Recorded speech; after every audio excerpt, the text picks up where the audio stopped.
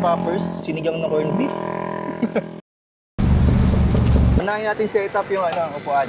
Camp zone. Yan na, umaraw na. Ang paglagay na ito guys, pipilitin mo lang siya. Kailangan mo lang siya put dito. Hatakin mo lang yan kasi di ba medyo maluwag. Hatakin mo lang to. Set mo lang dito. Yan lang siya para ma-stretch ba. Naka-stretch kasi yung Ito naman, meron siyang hawakan dito. Hatakin mo pa ganito. Yan din sa kabila. Ang hirap. Ang hirap pala. Mahirapan na naman. Puno. May araw na guys. Thank you Lord. Tapos, meron tayo dito Lamesa. Set up natin ngayon dito. Sakto may araw. Isakto mo dito, yung below. Ganyan yung spot namin guys. Meron kami dito. Lutuan syempre. Then, duyan. May dala rin akong duyan dito. Tapos bigas. Dito kami ng gagawa kasi kami ng sinigang na corned beef. Guys, bawal magtapon ng kalat dito. Yung ating... Okay, huwain mo na siya boy. Maghihiwa muna dito si Erin ng kamatis tsaka sibuyas. Ako na maghihiwa ng sibuyas kasi di marunong sa Erin. Kasi ang alam lang ni Erin mag-type sa computer eh. Saka mag-enarte. Yung kangkong nakita lang namin yun sa Yan o, sa gilid. Pinulot-pulot lang namin yan. Ano yung mga memorable na first time sa'yo? First time ko pumasok sa school. First time? Kung naalala ko pa yun. Hindi kasi, Yung pinaka unang-una? oo, kasi dati kasi si kuya nagwawala siya pag pumapasok sa school. Tapos nagtataka ko bakit? Ay, hindi pa ako nag-aaral.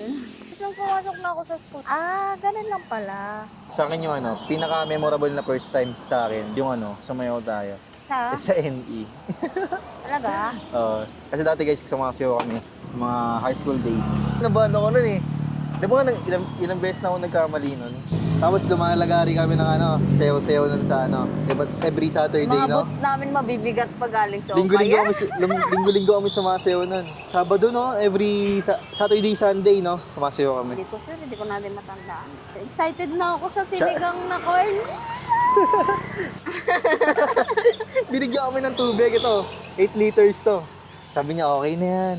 Okay na raw, sabi ni Kuya Eddie. Sige, hindi namin tatanggihan yan. Okay na siguro to, B. Haba, ang dami na nito. 100 miles, 100 miles.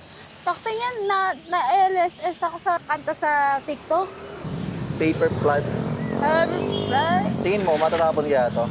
Pag ginanito ko lang dito. Uy, gagi ka, B. Parang di pa tuluto. Hilaw-hilaw pa yung kanin. Tsara tinidor. Mana rin to eh. Tayo no. Kaso may kalawang eh. Diba? Angas yan. Galing niya kay Sa Erin. Japan home ko yan binili. Kain niya. Punuin ko ba to? Tapos meron pa kaming isang binili. Na chicken poppers guys. Dito sa Dali. Mura lang eh. 85 lang. Ito less than 100 lang. Kape. Aray ko! Nagkakape muna tayo, no? Aray! Gagi! Hanggang. Hanggang! Kanina pa nila ako inaatake. Ang puti mo kasi. Hindi na inaatake. Iisip nila sa akin, kahoy lang na gumagalaw. Kaya di ako inaakit ng mga langgam. Ay, kahoy lang to. Pag naluto na yung sinigang, kakain na kami. Sinigang na corned beef. May kanin-kanin pa yan, guys. Sibuyas, kamatis. Iwain na namin sili, guys, para masarap yung yung pagkakaanghang niya. Ganda ng kutsilyo ni Ermat, oh. Kila mama to eh. Opya, baka maginda mo yung kangkong natin. Anghang.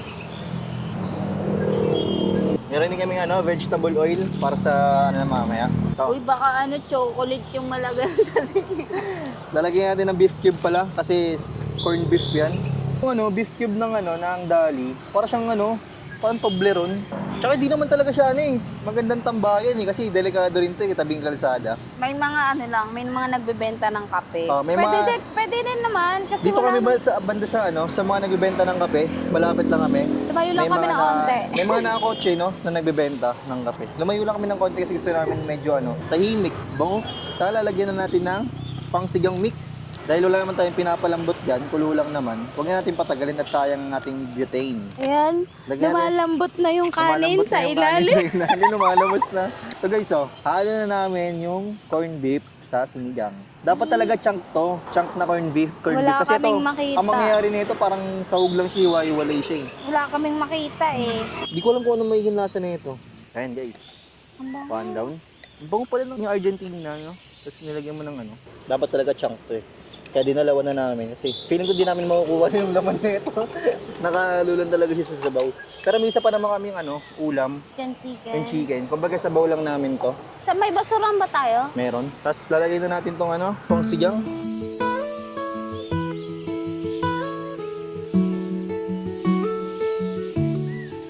Lagyan na natin tong kangkong. Luto na yung sinigang guys. Ito na.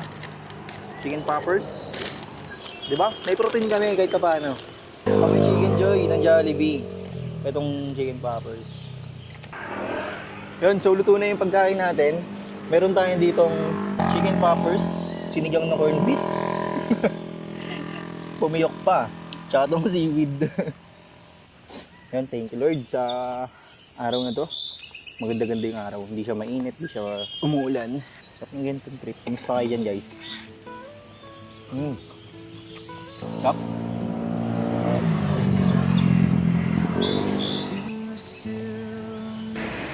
Di ba't ka? Ganyan talaga yan. Kaya natin na may manok. Seaweed na may manok. Sarap. Pwede na. Kain guys. Kain mga tropa. Kain po. Sarap ng hangin. Hantingin natin yung corned beef. Ayun no. May kasama na isang kanin. Ayun pala. Nagbabala kami umalis nila Troy. Punta kami ng Pangasinan para ayun, kumain. Para kumain. Pain na yung boses mo. Ha? Naalala ko, punta tayo Pangasinan para kumain. Pero kumain tayo eh. Balak talaga namin, pumunta kami ng Maligo. Kaso sarado yung Maligo. Nakali sila nung una. Nasarapan na sila. Tuloy-tuloy na yun. Oo, tuloy-tuloy na yun. Yun nga eh. Yun talaga yung purpose ng ba't ka nagtatrabaho para ma-enjoy mo yung pera mo. Pero syempre, iba pa rin yung may ipon ka, no? Yung naka-secure yung future mo. Saka mas maganda talaga dito sa Pilipinas. Mura lang yung mga bilihin. Maganda, 7,000 yung isla natin dito sa Pilipinas eh. Ang dami-dami tayo mapupuntahan. Kaso nga lang, yung presyo, mahal. Sabi nila, mas mura pa nga daw pumunta ng Vietnam, ng Thailand, compare mo puntahan ng Cebu, Davao na. Guys, try nyo itong chicken popper. Para siyang chicken nugget ng McDo, no? Masarap siya. Ilang taon na mapapakain. Ang dami pa. Nasa 89 lang nila. Uy, yung corned beef oh. Corned beef. Mas masarap pa siya sa chicken popper ng KFC. Ay, oo. No? Mahal talaga tong nabili namin camping chair. Una nabili namin, 500 lang dalawa. Buy one, take one. 590. Nilis namin yung 700 na na ganitong klaseng camping chair kasi pwede siya sa mga compartment ng motor. Sobrang liit na. Dadala mo kahit saan. Yun, mag-investing kayo sa ganitong klaseng tumbler. Aqua Plus kasi maglagay kayo ng maraming yelo, hindi siya matutunaw agad-agad. Ganito na lang, mas mura pa ito sa Aqua Plus eh. Ano ba yan? Hydro. Hydro Plus yan. Pwede. Kahit ano naman. Hydro. Thermo pala to, Thermo Plus. Kahit ano naman pwede. Yung malalagay mo ng yelo. Sarap guys, panalo.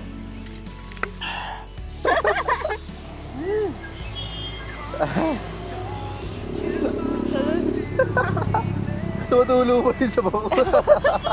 Sige, poppers.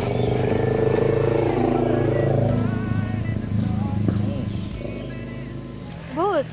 Guys, naubos na namin yung pagkain namin. Dilipitin muna namin to in 3, 2, 1. Ay, gumana. Putik. Ay, gumana. 1, 2, 3. So yun guys, hindi pwede basta-basta magtapon dito kasi may mga sabaw to, may mga Hanap tayo ng mga kanal na pwede natin tapunan ng mga sabaw. Sabaw lang naman to. Dilipitin namin yung mga kalat namin syempre. Dabi-dabi po. Da? Pag pinapanood ko yung video natin na yun, doon pa din tawa. Nagagalit siya, guys. The shadows dance with memories too bright to fade. Leaves fall gently from the branches of the life we made. But there's a fire within, though the cold